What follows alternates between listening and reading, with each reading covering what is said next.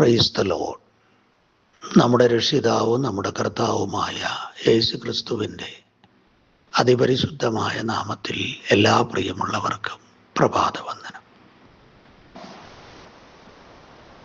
1 2 ദിനവൃത്താന്ത പുസ്തകങ്ങൾ രാജാക്കന്മാരുടെ ദിനവൃത്താന്തങ്ങൾ രേഖപ്പെടുത്തിയ പുസ്തകങ്ങളാണ്.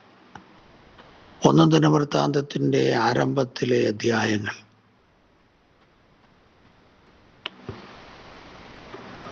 വംശാവലിയെക്കുറിച്ച് പറയുന്നതാണ്. എന്നാൽ അതിനിടയിൽ 1 രാജാക്കന്മാർ 4-ാം അധ്യായം 9-10 വാക്യങ്ങളിൽ യബ്ബേസ് എന്ന വ്യക്തിയെക്കുറിച്ച് പരാമർശിക്കുന്നുണ്ട്. അവൻ്റെ വംശാവലിയുടെ ശേഷകാര്യങ്ങൾ വിവരിക്കുന്നില്ല. എന്നാൽ എബേസിൻ്റെ ജീവിതത്തിൻ്റെ ചില കാര്യങ്ങൾ 1 ദിനവൃത്താന്തം 4-ാം അധ്യായം 9-10 വാക്യങ്ങളിൽ വളരെ വ്യക്തമായി പറയും. അതിലേറ്റവും പ്രധാനമായത് എബേസ് തൻ്റെ സഹോദരന്മാരെക്കാൾ ഏറ്റവും മാന്യനായിരുന്നു. ജന്മം കൊണ്ടല്ല പ്രിയരെ മാന്യത ലഭിക്കുന്നത്.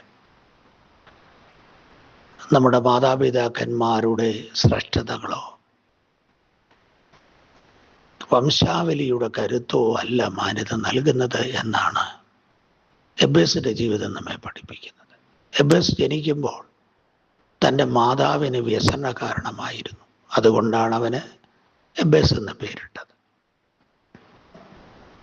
അവൻ്റെ ജനനം അത്ര ശുഭകരമായിരുന്നില്ല. ഒരു കുഞ്ഞിൻ്റെ ജനനം എല്ലാവർക്കും സന്തോഷകാരണമാണ്. എന്നാൽ എബേസിൻ്റെ ജനനം അങ്ങനെയായിരുന്നില്ല.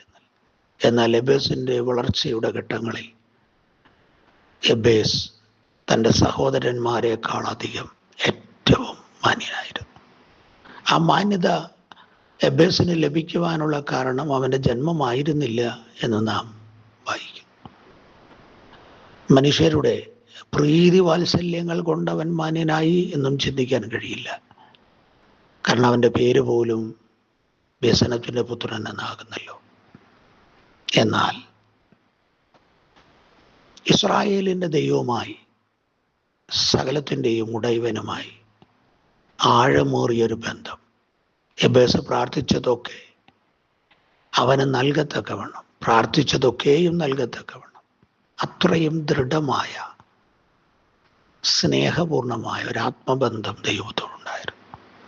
ജീവിതം മാന്യമാകണമെങ്കിൽ ദൈവത്തോടുള്ള ബന്ധം ദൃഢമാകണം.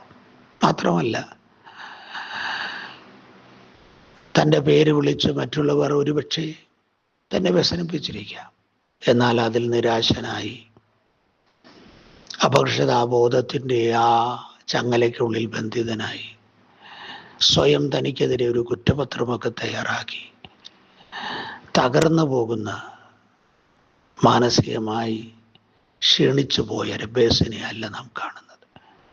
വ്യക്തമായ ലക്ഷ്യബോധത്തോടെ തൻ്റെ അതിരുകൾ വിസ്താരമാകണമെന്നും താൻ ഇനി ഒരു വ്യസന കാരണമായി തീരരുതെന്നും ഒക്കെയുള്ള ലക്ഷ്യബോധത്തോടെ ജീവിക്കുകയും ദൈവത്തോട് അത് അപേക്ഷിക്കുകയും ചെയ്യുന്ന ഒരു എബേസിനെ കാണാം. അതേ പ്രിയമുള്ളവരെ, ദൈവത്തോടുള്ള ബന്ധം ആഴമേറിയതായാൽ ഒരു ദൈവിക ചിന്താധാരയിലേക്ക് നാം വരും. വ്യക്തമായ ലക്ഷ്യബോധത്തോടെ സമൃദ്ധമായ ജീവിത കാഴ്ചപ്പാടോടെ മുന്നേറുവാൻ എബേസിന് കഴിഞ്ഞു. അതാണ് അവനെ ഏറ്റവും മാന്യനാക്കിയത്. പ്രിയമുള്ളവരെ, ദൈവത്തോടുള്ള ബന്ധം ദൃഢമാക്കുക. നിരാശകളും ആകുലതകളും കുറ്റപ്പെടുത്തലുകളും ഒക്കെ അവസാനിപ്പിക്കുക. ലക്ഷ്യബോധത്തോടെ ജീവിക്കുക. സ്വന്തം കരുത്തിന്മേൽ അത് നടക്കില്ലെന്ന് തിരിച്ചറിഞ്ഞ് ദൈവത്തിൻ്റെ കരുത്തിൽ അഭയം തേടുക. അത് നിങ്ങളെ ഏറ്റവും മാന്യർ ആക്കും.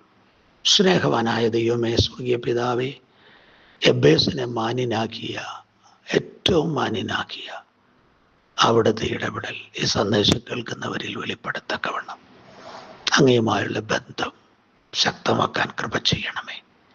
അങ്ങയുടെ സഹിത്വം നിരുന്ന ശുഭത ഇന്ന് പ്രഭാതത്തിൽ നിന്റെ ജനം അനുഭവിക്കട്ടെ. എല്ലാ മഹത്വവും അങ്ങേക്ക് വരണം. യേശു ക്രിസ്തുവിൻ നാമത്തിൽ സ്വർഗീയ നല്ല പിതാവേ, ആമേൻ, ആമേൻ, ആമേൻ. കർത്താവ് നിങ്ങളെ ഓരോരുത്തരെയും ധാരാളമായി അനുഗ്രഹിക്കുമാറാകട്ടെ.